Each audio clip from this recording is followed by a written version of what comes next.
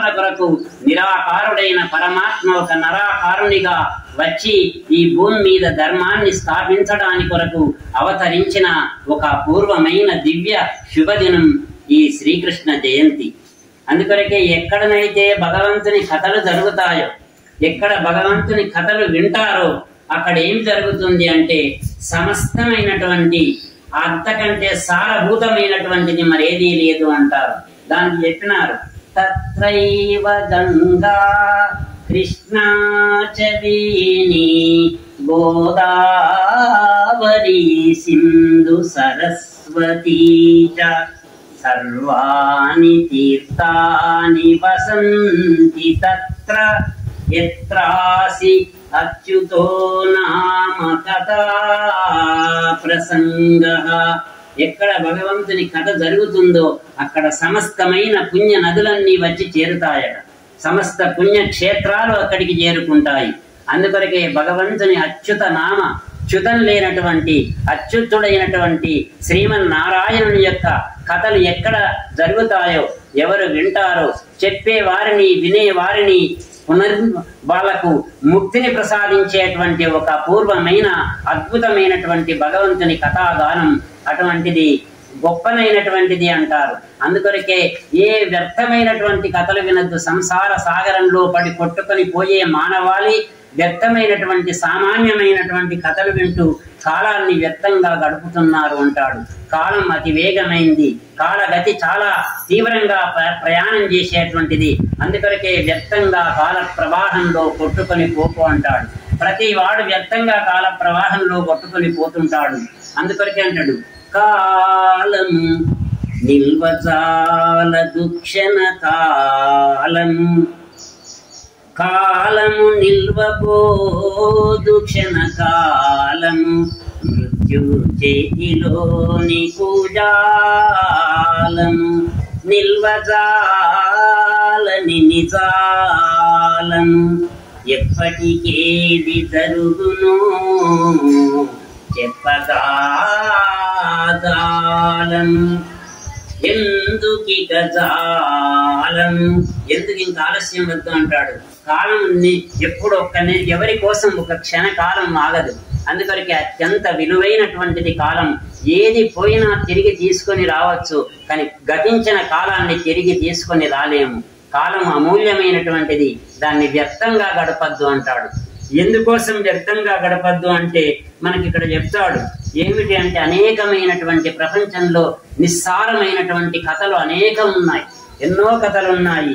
ఆ కథల లోపల ఆ కథలలో పడి మనం కాలాన్ని వ్యర్థంగా గడపద్దు అంటాడు. ఎందుకోసమంటే ఏమీ ప్రయోజన శూన్యమైనటువంటి కథలు విని మన మనస్సులను కలుషితపరచుకోవద్దు అంటాడు. మనుష్యులో మాలిన్యం చేరడానికి సారభూతమైనటువంటి అనేక కథలు ఉన్నప్పటికీ ఆ కథల్లో మనం కాలాన్ని వ్యర్థంగా గడపకూడదు. అందుకొరకే ఇక్కడ భాగవతంలో ఒక మంచి మాట చెప్పినాడు. కిమర్థం వ్యర్థం ఓ వ్రజత అంటాడు. ఎందుకు వ్యర్థంగా కాలాన్ని గడుపుతున్నావు? కుపతే కుచ్చిత కథే అంటాడు.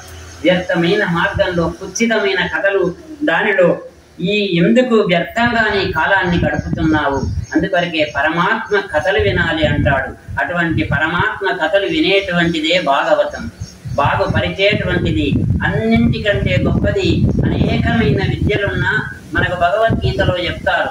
ఏమిటి, ఏది గొప్ప విద్య అంటే ఆధ్యాత్మిక విద్య విద్యానాం అంటాడు. ఆధ్యాత్మిక ఆత్మ విద్యే నిజమైన విద్య. మిగతా విద్యలన్నీ పొట్టకోటి చదువులే అన్నాడు రామకృష్ణ పరమహంస. కోటి విద్యలు కూటి కొరకే, మిగతా అన్ని వ్యర్థమైనటువంటివే. ఏ విద్య ఏమిటి అంటే సా విద్యయా విముక్తయే అన్నాడు. ఏ విద్య నిన్ను విముక్తి కలిగిస్తుందో అదే యథార్థమైనటువంటి విద్య. దాన్నే బ్రహ్మ విద్య అంటారు, ఆత్మ విద్య అంటారు. ఆధ్యాత్మిక విద్యే సరి అయిన విద్య. అన్ని విద్యల్లో ఆధ్యాత్మిక విద్యను మించినటువంటిది లేదు. అది సత్య సమీపములకు తీసుకొని పోయే విద్య, నిత్యానందాన్ని కలిగించే నిర్మలమైనటువంటి విద్య, అవిద్యను అంతమొందించేటువంటి విద్య, భ్రమలన్నీ ఒడిగింపజేసే బ్రహ్మ విద్య. ఆ విద్య చాలా గొప్పది అన్నింటికంటే. దీనికి ఒక మంచి దృష్టాంతం చెప్పినారు, ఒక ఉదాహరణ. ఇది బాగా అర్థం కావడం కొరకు మనకు జటిలమైనటువంటి వేదాంతం సరళంగా మన మనస్సులోకి ఎక్కడానికి కొన్ని దృష్టాంతాలు చెప్తారు. కొన్ని ఉదాహరణలు. ఆ ఉదాహరణలు ఏమిటి అంటే, ఒక ఉదాహరణ ఉన్నది. ఒక పండితుడు ఈ మన భారతదేశంలో ఉండే పుణ్యక్షేత్రాలన్నీ దర్శించాలనుకున్నాడట. పవిత్ర పుణ్యక్షేత్రాలన్నీ దర్శించాలి. భారతదేశంలో ఉన్నన్ని పుణ్యక్షేత్రాలు మరెచ్చగా లేవు. ఇది వేద భూమి గనక, ఒక ధర్మ భూమి, పుణ్య భూమి గనక అనేక పుణ్యక్షేత్రాలు దర్శిస్తూ పోతూ ఉంటే ఒక చోట ఒక నదిని దాటవలసి వచ్చింది. ఆ నదిని దాటే సందర్భంలో అక్కడ ఒక పడవవాడు ఉంటే వానితో మాట్లాడుకున్నాడు, ఈ ఒడ్డు నుంచి నన్ను అవతల ఒడ్డుకు చేర్చు అని. వాడు మంచిది అన్నాడు. ఆ పడవవాడును ఈ పండితుడే ఆ పడవలో కూర్చున్నారు. పడవ నదిలోకి కొంత దూరం సాగిపోయింది ముందుకు. అప్పుడు ఈ పండితుడు ఒక ప్రశ్న అడిగినాడట ఆ పడవ నడిపేవాడిని, నువ్వేమైనా చదువుకున్నావా అన్నాడు. అయ్యా నేనేం చదువుకోలేదన్నాడు వాడు. నీ జీవితం వ్యర్థం అన్నాడు. ఎందుకంటే విద్యా విహీన పశుభి సమాన, అంటే విద్య రాని వాడు పశువుతో సమానం. నీ జీవితంలో ఒక్క భాగం వ్యర్థమైపోయింది అన్నాడు. పడవ ఇంకా కొంత దూరం ముందుకు సాగింది. మళ్ళీ పండితుడే మరో ప్రశ్న వేసినాడు, ఇప్పుడు టైం ఎంత అయిందో తెలుసా, సమయం తెలుసా అంటే, అయ్యా నాకు గడియారం లేదు, సమయం తెలియదు అన్నాడు. చీ నీ జీవితంలో అర్ధభాగం సగభాగం వ్యర్థమైపోయింది. సమయం చాలా విలువైంది. సమయమే తెలియకపోతే ఎంతో మహతీ వినష్టి అంటాడు, ఎంతో నష్టపడ్డట్టు. నీ జీవితంలో 2 భాగాలు వ్యర్థం, సగభాగం వ్యర్థమైపోయింది అన్నాడు. ఇంకా కొంచెం దూరం పడవ సాగింది. మళ్ళీ పండితుడు మరో ప్రశ్న వేసినాడు, నువ్వేమైనా వార్తలు తెలుసుకుంటావా? కూపస్థ మండూకం అంటే బావిలోని కప్పకు బయటి ప్రపంచం తెలియనట్టు ఇక్కడనే ఉంటావా, ఏమైనా తెలుసుకుంటావా అంటే, నాకేం చదువు రాదు, నేనేం తెలుసుకోనండి అన్నాడు. అంటే చీ నీ జీవితంలో నీది 3 భాగాలుగా భాగవతం. భాగవతం అంటే భగవంతుని చేర్చేటువంటిది. భగవంతుని యొక్క ప్రతి ఒక్క హృదయ క్షేత్రాలలో భక్తి బీజాలు నాటి భగవంతుని వైపు తీసుకుని వెళ్ళేది, భగవంతుని సన్నిధికి చేర్చేటువంటిది భాగవతం. ఇక్కడ మనకేమిటి, భగవద్గీత సాక్షాత్ కృష్ణ పరమాత్మ బోధించినటువంటిది. భాగవతం అసలు ఏమిటంటే భగవంతుడు ఎవరో తెలియజేసేది భాగవతం. భగవద్గీతకు భాగవతానికి అది తేడా. అటువంటి పరమ పవిత్రమైనటువంటి గ్రంథం భాగవతం. భాగవతాన్ని గురించి మనం అంటారు, నిన్న వారు ఇక్కడ మన గురువు గారు మంచిగా చెప్పినారు, ఏది వింటే కొంచెమైనా రవంత మార్పు వస్తుందో ఆధ్యాత్మిక ఒక చైతన్యం కలిగించాలి, ఒక జ్ఞానాన్ని కలిగించాలి ఈ ఆధ్యాత్మికత.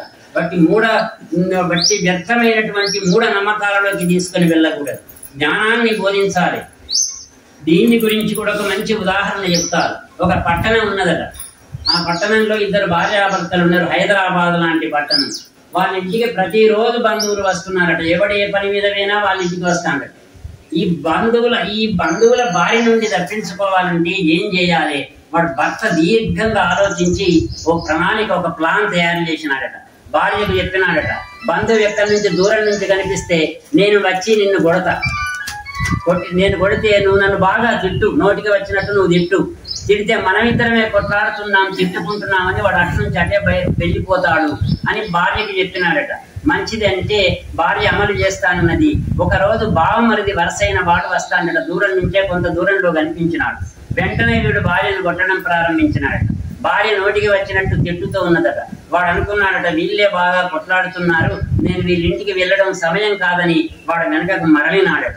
మరలితే వీనికి వెంటనే ఆగలే. భార్య దగ్గరికి వచ్చి అన్నాడట, నువ్వు నాకు ప్రాణం కంటే నిన్ను నేను కొడతానా, ఏదో నటనకు కొట్టినట్టు కొట్టినానన్నాడట. ఆయన అన్నదట, పతి అంటే ప్రత్యక్ష దైవం, దేవునితో సమానం, నేను నిన్ను తిడతానా, ఏదో నటనకు తిట్టినట్టు తిట్టినానన్నాడట. వాడన్నాడట, విన్నాడది, నేను మాత్రం పోతానా, ఏదో నటనకు వేయినానని చెప్పి మళ్ళీ ఇంటిలో యథాప్రకారంగా మళ్ళీ ప్రవేశించినాడట. ఎప్పటిలాగా వచ్చి చేరితే ఏం ప్రయోజనం, శూన్యం, ఏమీ లేదు. వాని ప్రణాళిక దెబ్బతిన్నది. అందుకొరకే ఆధ్యాత్మిక విద్య మనిషిలోని కొంచెం రవంతైన మార్పు తేవాలి. వాళ్ళ జీవనంలో మార్పు లేకపోతే అది కిమర్థం, వ్యర్థం అన్నారు. దాన్ని ప్రయోజనం శూన్యం. అందుకొరకే భాగవతం, నిన్న మనం భాగవత మహాత్మ్యాన్ని గురించి చెప్పుకున్నాం. భాగవత మహాత్మ్యాన్ని గురించి మరొక కథ కూడా ఉన్నది. ఆ కథ కూడా చెప్పుకుందాం. ఆ కథ చెప్పి అసలు కథలో ప్రవేశిద్దాం. అందులో ఏమిటంటే బృందావనం ఒక్కసారైనా దర్శించాలట. బృందావనం సాక్షాత్ శ్రీకృష్ణ పరమాత్మ నడయాడిన నేల అది. ఆయన పదస్పర్శ చేత పవిత్రమై పునీతమైన దివ్య స్థలం అది. అందుకొరకే బృందావనం తలుచుకున్న పుణ్యం అన్నారు. ఆ బృందావనం ఒక్కసారి నా దర్శించాలి. అటువంటి బృందావనంలో ఒకసారి నారద మహర్షి ఆయన పర్యటన చేస్తున్నాడట. నారదుడు అంటే మనకు సినిమాలలో టీవీలో చూపించే నారదుడు కాదు. నారదుడు వస్తే అగ్గిపుల్ల నారదుడు అంటారు. కొట్లాటలు పెట్టిస్తాడు, కలహాలు పెట్టిస్తాడు. అది చాలా తప్పు. నారదుడు అంటే జ్ఞానాన్ని ప్రసాదించేవాడు. నారదుడు అంటే ఒక లోక కళ్యాణం కొరకు తిరిగేటువంటి వాడు. అందుకొరకు ఒక మహానుభావుడు చెప్పినాడు, నారదుని పని ఏమిటి అంటే గాతే గాతే ఫిర్నా, తిరితే తిరితే గాన అన్నాడు. తిరుగుతూ తిరుగుతూ పాడడం, పాడుతూ పాడుతూ తిరగడం, నిరంతర నారాయణ నామ స్మరణ చేస్తుందట ఆయన వీణ. సతత నారాయణ శబ్దమొప్ప అంటాడు భాగవతంలో. ఆయన వీణను మీటాల్సిన అక్కర లేదు, అది నిరంతరం నారాయణ అంటుందట. నారాయణ అంటే 4 వేదాల సారం. నారాయణ అనే ఉన్నదట. ఇద్దరు పడుకొని ఉన్నారట. వాళ్ళు ముసలి వాళ్ళైనారు, ఈమె మాత్రం యవ్వనంలో ఉన్నది.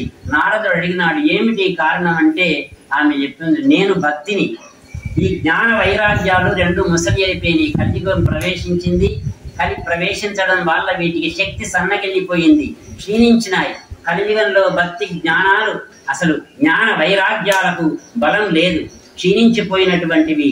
అందుకొరకే అంటారు, అన్నింటికంటే గొప్పది ఏమిటంటే మానవ జన్మ రావడమే దుర్లభం అన్నారు. మానవ జన్మ వచ్చిన దేవుడు దైవం అనుకోవడం ఇంకా దుర్లభం అన్నారు. దేవుడు దైవం అనుకున్న భక్తి కలగడం దుర్లభం అన్నారు. భక్తి కలిగిన వైరాగ్యం కలగడం దుర్లభం అన్నారు. వైరాగ్యం కలిగిన అది నిలిచి ఉండడం దుర్లభం అన్నారు. అది ఒకవేళ నిలిచి ఉన్న ఒక సద్గురువు దొరకడం దుర్లభం అన్నారు. ఒక గొప్ప గురువు మనకు మార్గదర్శనం చేసేటువంటిది. ఈ లౌకికమైన విద్యలు కాక కేవలం మన జన్మ నుంచి, జన్మ పరంపర నుంచి విముక్తిని అందించేటువంటి గురువు దొరకడం ఇంకా దుర్లభం అన్నారు. అటువంటి గురువు దొరకడం అనేక జన్మాల పుణ్యఫలం అంటారు. మనకు మనకు చెప్తారు, బయట ఉండేటువంటి చీకటిని తొలగించడానికి సూర్యుడున్నాడు, చంద్రుడున్నాడు. కానీ ఆ లోపల ఒక చీకటి ఉన్నది, అజ్ఞానం అనే చీకటి. దాన్ని ఒక గురువు మాత్రమే తొలగిస్తాడు.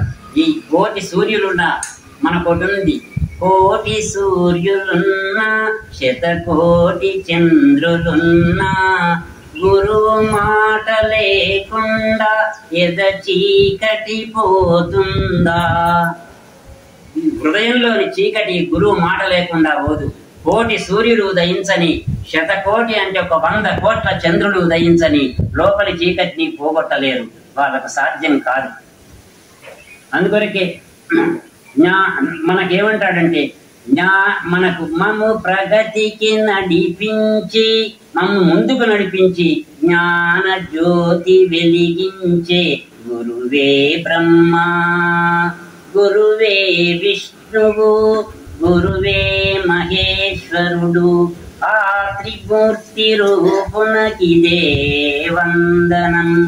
ఆ బ్రహ్మ విష్ణు త్రిగుణాత్మకమైనటువంటి త్రిమూర్తి స్వరూపుడైనటువంటి ఆ గురువుకు నా నమస్కారం అంటాడు. గురువే మనలోని అజ్ఞానం అనే ద్వాంతం అంటే చీకటిని తొలగించాలి. ఎవరు తొలగించలేరు మంచి మాటలు చెప్పి. అందుకొరకే మంచి గురువు దొరకడం మహత్తరమైన అనేక జన్మాల పుణ్యం అన్నారు. ఆ విధంగా మరి ఇక్కడ నారదుడు తిరుగుతూ ఉంటే ఇక్కడ ఈమె అక్కడ ఎందుకోసం ఈ విధంగా జరిగిందంటే ఆమె చెప్పింది, కలియుగం ప్రవేశించింది, అన్ని కలుషాలకు నిలయం కలియుగం. ఈ విధంగా నా కుమారుడు వీళ్ళిద్దరు, ఈ జ్ఞాన వైరాగ్యాలు వీళ్ళు ముసలి వాళ్ళైండ్రు, వీళ్ళు లేవడం లేదు. ఇంకెక్కడికి వెళ్ళి మేము తిరుగుతూ వస్తే ఇక్కడికి వచ్చిన తర్వాత కొంచెం తెలివిగా వచ్చిండ్రు. బృందావనం యొక్క మహత్తరమైన పరమాత్మ నడయాడిన చోటు గనక వీళ్ళని ఏ విధంగానైనా మేల్కొల్పాలి, వీళ్ళకు శక్తిని తీసుకొని రావాలి. ఏం చేస్తే వస్తుంది అంటే అప్పుడు నారదుడు తన శక్తినంతా ఉపయోగించి ఉపనిషత్తులు, వేదాలు సర్వం వినిపిస్తాడు. అయినా వాళ్ళు తెలివికి వస్తారు, మళ్ళీ పడిపోతారు. వాళ్ళు తెలివికి రావడం, పడిపోవడం, లేచి నిలుచోవడం లేదు. ఎంత ప్రయత్నం చేసినా నారదుడు తన సమస్త శక్తిని కేంద్రీకృతం చేసి విశ్వ ప్రయత్నం చేసినా వాళ్ళు లేచి నిలబడలేకపోయినారు. నారదుడు అన్నాడు, మీరు ఇక్కడే ఉండండి, దీనికి నేను మార్గాన్ని కనుక్కుంటాను, మిమ్మల్ని లేపడానికి నేనేం చేయాలి అంటే అప్పుడు ఆకాశంలో నుండి అశరీరవాణి ఒక వాక్కు వినిపించిందట.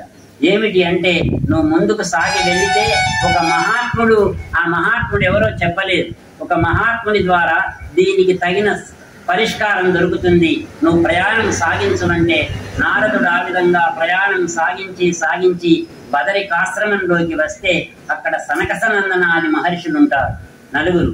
వాళ్ళని అడుగుతాడు. నారదునికి గురువులే వాళ్ళు, సనకసనందనాథుడు. అప్పుడు నారదుడు వాళ్ళని అడిగితే దీనికి ఏకైక పరిష్కారం ఒక్కటే, భాగవతం వినిపించాలి వాళ్ళు.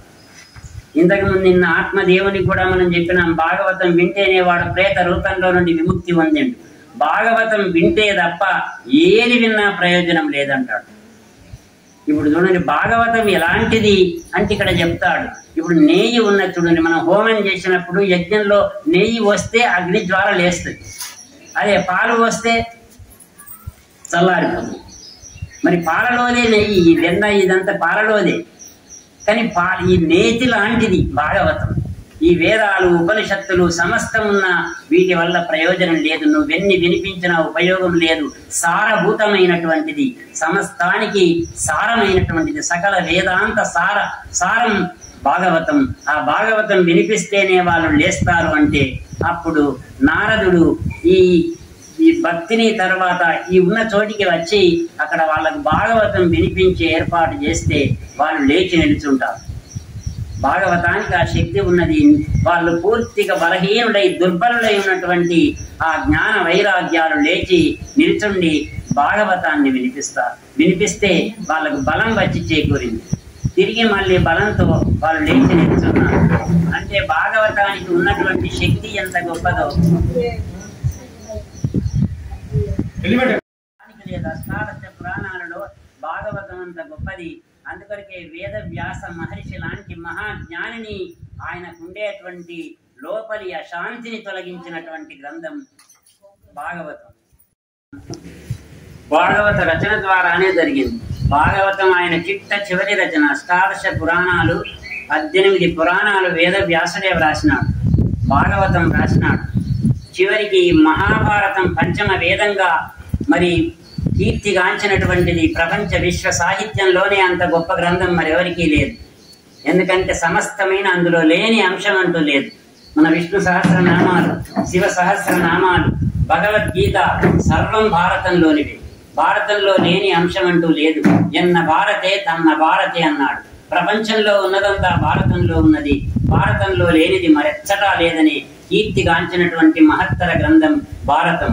అటువంటి మహాభారతాన్ని కూడా రాసి అశాంతికి గురి అయిన వేద వ్యాసుడు చివరికి భాగవతం రచించి పరమ శాంతిని పొందినాడు. భగవంతుని అనంతమైన కళ్యాణ గుణాలను వర్ణించినాడు. అందుకొరకే కృష్ణుంది అవతారం కాదట, ఆయనను అవతారి అంటారు. అన్ని అవతారాలు ఆయనవే, మిగతా అన్ని అంశావతారాలే. కేవలం పరిపూర్ణమైనటువంటి అవతారం కృష్ణస్తు భగవాన్ స్వయం అంటారు. అంటే ఒక దశాశ్వమేధాలు చేసిన వానికి కూడా మళ్ళీ జన్మ ఉన్నది. కృష్ణునికి ఒక్కసారి ప్రణామం చేస్తే వానికి పునర్జన్మ లేదు అన్నారు. అటువంటిది కృష్ణ మరి అంత గొప్పనైనటువంటి సాక్షాత్తు పరమాత్ముడు శ్రీకృష్ణుడు. అటువంటి అన్ని అవతారాలు ఆయనవే.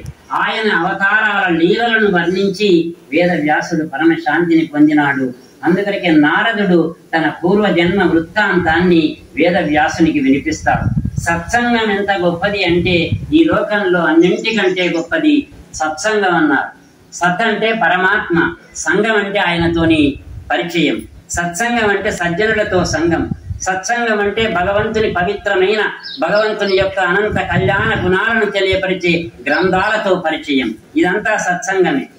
ఈ సత్సంగం ద్వారానే మనిషి తరిస్తాడు. మనిషి తరించడానికి వేరే మార్గమే లేదు. అందుకొరకే భక్తి కలగాలంటే బహు జన్మాల పుణ్యఫలం అంటాడు. అనేక జన్మాల పుణ్యఫలం ఉంటేనే భక్తి కలుగుతుందట. భక్తి సామాన్యంగా కలగదు. మోక్ష సాధన సామగ్రియాం భక్తి దేవ గరీయసి అన్నారు. మోక్షాన్ని పొందడంలో భక్తిని మించినటువంటిది లేదు. భక్తి పదవి గొప్పదా, బ్రహ్మ పదవి గొప్పదా అంటే భక్తి పదవే గొప్పది అని మనకు భాగవతం తెలియపరుస్తుంది. భక్తిని మించింది లేదు. భగవంతుల వయస్సు, తండ్రి చిన్నప్పుడే చనిపోయినాడు. ఒక ఇంటిలో ఆ తల్లి పాచి పని చేసేదట, అన్ని బోర్లు దోమి ప్రతి ఇంటింటికి పని చేసేటువంటి ఆమె ఈ పిల్లవాన్ని పోషిస్తూ ఉంటే వీని పూర్వజన్మ పుణ్యం వలన, పూర్వజన్మ పుణ్యం ఉంటే పుణ్య పురుషుల దర్శనం లభిస్తుంది అంటారు. అక్కడికి చాతుర్మాస్య వ్రతం చేసుకోవడానికి కొంతమంది ఋషులు వచ్చినారట ఆ ప్రాంతానికి. వస్తే ఈ పిల్లవాడిని వాళ్ళకు పనిచేయడానికి అప్పగించినారు. అక్కడ ఉన్న వీళ్ళన్నింటికి వాళ్ళకి ఏం కావాలన్నా, పూలు కావాలన్నా, వాళ్ళ బట్టలు ఉతకడం, వాళ్ళకు నీళ్లు తీసుకొని రావడం, వాళ్ళకన్ని ఉపచారాలు చేయడానికి ఈ 8 సంవత్సరాల బాలకుడైన నన్ను నియోగిస్తే నేను అక్కడ వాళ్ళ దగ్గర పనిచేస్తూ ఉన్నాను. వాళ్ళకి ఏది చెప్పితే నేను అది చేసేవాడిని. నేను ఆటలన్నీ మానుకున్నానంటాడు. బాలస్తావత్ క్రీడాసక్త, తరుణస్తావత్ తరుణీసక్త, వృద్ధస్తావత్ చింతాసక్త, పరమే బ్రహ్మని కోపిన సక్త. అంటే బాల్య దశలో ఆటలలో గడిచిపోతే జీవితం, యవ్వనంలో తరుణస్తావత్ తరుణీసక్త, ఈ సంసారంలో గడిచిపోతుంది అదొక పిచ్చిలో. తర్వాత వృద్ధస్తావత్ చింతాసక్త, ముసలితనంలో చింతలలో గడిచిపోద్ది. అందుకరికే నువ్వు పరమే బ్రహ్మని కోపిన సక్త, నువ్వు భగవంతుణ్ణి ఎప్పుడు స్మరించే సమయం ఎప్పుడు నీకు ఈ విధంగా వ్యర్థంగా కాలం గడిచిపోతుంది. అందుకొరకే చిన్నతనంలో ఉండి కూడా ఆటలన్నీ వదిలిపెట్టి కేవలం ఆ సత్పురుషులకు సేవ చేయడానికి నేను వినియోగిస్తే వాళ్ళు ఏం చేసినారు, నాకొక మంత్రాన్ని ఉపదేశించినారు. దాన్ని వాసుదేవ గాయత్రి మంత్రం అంటారు. ఆ వాసుదేవ గాయత్రి మంత్రం నాకు ఉపదేశించి వాళ్ళు ఏం చేసినారు, వాళ్ళ దగ్గర నేను నిరంతరం సేవ చేసిన. చాతుర్మాస్యం అంటే 4 నెలలు. 4 నెలలు ఒకే చోట ఉండి వాళ్ళు హరికీర్తనలు, కృష్ణ కథలు, భగవంతుని కథలు, భాగవతం లాంటి పరమ పవిత్రమైన జ్ఞానాన్ని బోధించేటువంటి కథలు చెప్పుకునే సమయంలో అక్కడ ఉండి నేను ఆ కథలు విన్నాను. అత్యంత శ్రద్ధాశక్తితో విన్నాను. ఆ కృష్ణుని కథలు విన్నాను. అక్కడ ఉంటే ఆ వాసుదేవ గాయత్రి మంత్రాన్ని నాకు చెప్పినారు. అది భాగవతంలో మొట్టమొదలే ఉంది. వాసుదేవ గాయత్రి. ఓం నమో భగవతే తుభ్యం వాసుదేవాయ ధీమహి ప్రద్యుమ్నాయ అనిరుద్ధాయ నమః సంకర్షణాయ చ. ఇది వాసుదేవ గాయత్రి మంత్రం. ఈ మంత్రాన్ని నిరంతరం జపిస్తూ ఉన్న మంత్రం యొక్క గొప్పతనం ఏమిటంటే మననాత్ త్రాయతే ఇది మంత్ర. ఎవరైతే మననం చేస్తారో వాళ్ళని రక్షించేది మంత్రం. ఆ మంత్రం నిరంతరం స్మరించడం వల్ల ఇతనికి ఒక గొప్పనైన పూర్వమైన జ్ఞానం కలిగింది. మనస్సులోని మాలిన్యాలన్నీ తొలగిపోయినాయట. లోపల ఉండే వికారాలన్నీ తొలగిపోయినాయి. ప్రతి ఒక్కరికి మనోమాలిన్యం ఉంటుంది. అనేక జన్మాలలో చేసిన వాసనలన్నీ ఈ మనోమాలిన్యంలో ఉంటాయి. మనస్సు చాలా మనిషి ఎటువంటి అంటే మనిషి ముక్తి పొందడానికి కానీ బంధంలో పడిపోవడానికి కారణం ఏది అంటే మనస్సే. మన ఏవ మనుష్యానాం కారణం బంధ మోక్షయో ఉపనిషత్తు చెబుతుంది మనకు. మనం బంధంలో పడిపోవడానికి, విడుదల పొందడానికి కారణం ఏది? మనస్సే. మనస్సును చాలా జాగ్రత్తగా పెట్టుకోవాలి. మనస్సును సంస్కరించడానికి ఈ సమస్త శాస్త్రాలు ఏర్పడ్డాయి. అందుకని ఈ మనస్సును గురించి ఒక మంచి ఉదాహరణ ఉన్నది. ఒక రాజుగారు ఉన్నాడు. ఆ రాజుగారు గొప్ప జ్ఞాని, పరమార్థం తెలిసినటువంటి వాడు, యథార్థ పరమార్థ తత్వం తెలిసిన మహాజ్ఞాని. అటువంటి వాడు రాజుగా ఉండడం గొప్ప. అందుకని ఆ రాజు ఏం చేసినాడు, ఒక ప్రకటన చేసినాడట. నా దగ్గర ఒక మేక ఉన్నది, దీన్ని ఎవడైతే కడుపు నిండా మేపుకొని వస్తాడో వానికి అర్ధరాజ్యం ఇస్తానన్నాడు. ఒకడు అనుకున్నాడట, మేకను మేపడం సులభం అన్నింటికంటే, అది అన్ని ఆకులు తింటది, ఈ ఒక్కరోజు కష్టపడితే నాకు అర్ధరాజ్యం వస్తుంది, ఎంత మంచిది అని ప్రొద్దున్నే ఆ మేకను తీసుకుని వెళ్ళి చుట్టూ చేన్లు, చెలకలు, తర్వాత గుట్టలు అన్ని తిరిగి దాని కడుపు పొట్ట పగిలేటట్టు గాలి వీల్చుకోవడానికి వీలు లేకుండా బాగా వినిపించి రాజుగారి దగ్గరికి తీసుకుని వచ్చినాడు. రాజు అన్నాడు, అప్పుడు పరీక్ష పెడతాడు. ఈ పరీక్షలో వాడు ఉత్తీర్ణుడైతేనే వానికి అర్ధరాజ్యం ఇస్తారు, లేకుంటే లేదు. రాజు ఏం చేసినాడు, పచ్చని గరికపోతలు పట్టుకున్నాడట, నవనవలాడేటి. పట్టుకుంటే వెంటనే మేకొచ్చిందట, మళ్ళీ వండుకొని తిన్నది. అంటే ఇది కడుపు నిండలేదు, నేను పెట్టిన పరీక్షలో నువ్వు కృతార్థునివి కాలేదు, ఉత్తీర్ణునివి కాలేదు, నీకు ఇది అర్ధరాజ్యం ఇవ్వబడదు. ఒక 10 మంది ఈ విధంగా తీసుకుని వెళ్ళి 10 మంది ఎవరు దాన్ని కడుపు నిండా మేపుకొని తీసుకుని వచ్చిన రాజు పెట్టిన పరీక్షలో సఫలీకృతం కాలేదు. అప్పుడు ఒకడు ఆలోచించినాడట, రాజు సామాన్యుడు కాడు, బాగా పరమార్థ తత్వ జ్ఞాన సంపన్నుడు, ఇందులో ఏదో రహస్యం ఉంది, ఏదో కిటుకు ఉన్నది ఇందులో అని చెప్పి వాడు ఆ మేకను తీసుకుని వెళ్ళినాడు. వాడు కొంచెం జ్ఞాని, వానికి వెంటనే తీసుకుని వెళ్ళి దాన్ని ఎక్కడికి తీసుకపోలే, మేపలే. వాడు పచ్చగా నవనవలాడే గరికపోతులు పట్టుకున్నాడట. ఆ మేక వచ్చి దాన్ని ముట్టుకున్నాడు మీదనే పక్కన దుడ్డు కర్ర పెట్టుకున్నాడట. మూతి మీదకి వెళ్ళి పెడేలు మంది కొట్టడం పెట్టినాడు. 10 దెబ్బలు కొడితే దాని మూతి అంతా వాచిపోయింది. సాయంకాలం అయింది. దాన్ని తీసుకుని వెళ్ళినాడట రాజుగారి దగ్గరికి. తీసుకుని వెళితే రాజు వెంటనే గ్రహించిండు. ఇంతకు ముందు ప్రతి ఒక్కడు బాగా మేపిండు, వీడు ఏం మేపకనే తీసుకొచ్చిండు అని చెప్పి రాజు మళ్ళీ ఎప్పటిలాగా తన పరీక్ష ప్రారంభం చేస్తే పచ్చగా నవనవలాడే గరికపోతలు పట్టుకుంటే అది రాజును చూస్తూ, అది ఆ గరికపోతలు చూస్తుందట, వీడిని చూస్తాంది, ప్రక్కన వీడున్నాడు నిల్చొని. వీడిని చూసి అది ముట్టుకోలేదట. అంటే ఇది ఏదో మేక కథ కాదు, ఇది మన కథ అన్నారు. మన మనస్సే మేక. దీనిలోని తత్వం ఏమిటి, దీనిలోని పరమార్థం ఏమిటంటే ఈ మనస్సు ఎటువంటిదంటే ఈ లోకంలో ఏది పచ్చగా కనిపిస్తే, ఏది అందంగా కనిపిస్తే దాన్ని కోరుతుంది. అది కోరినవన్నీ దానికి సరఫరా చేయొద్దు. మనస్సు మన కంట్రోల్లో ఉండాలి, మన అధీనంలో ఉండాలంటే దాన్ని ఏ విధంగా ఉంచాలి? మనం చెప్పినట్టుగా మనస్సు వినాలి. మనస్సు చెప్పినట్టుగా మనం వింటే పతనం అయిపోతాం. అందుకొరకే మన పతనానికి గాని మన ఉన్నతికి గాని మన ఏవ మనుష్యానాం కారణం బంధ మోక్షయో, బంధానికి గాని మరి మనం మోక్షాన్ని పొందడానికి, విడుదలను పొందడానికి కారణం మనస్సే. అందుకొరకే మనస్సును చాలా జాగ్రత్తగా ఉంచాలి అన్నారు. మనస్సును మనం చెప్పినట్టుగా వినాలి, అది మన అధీనంలో ఉండాలి, దాని అధీనంలోకి మనం వెళ్ళద్దు. అందుకొరకే మనస్సే చాలా ముఖ్యమైనటువంటిది. అన్నింటికంటే మనస్సు ముఖ్యం. ఆ మనస్సును ఎవరైతే తన అధీనంలో పెట్టుకుంటారో వాళ్ళు మాత్రమే తరించగలుగుతారు. మనస్సు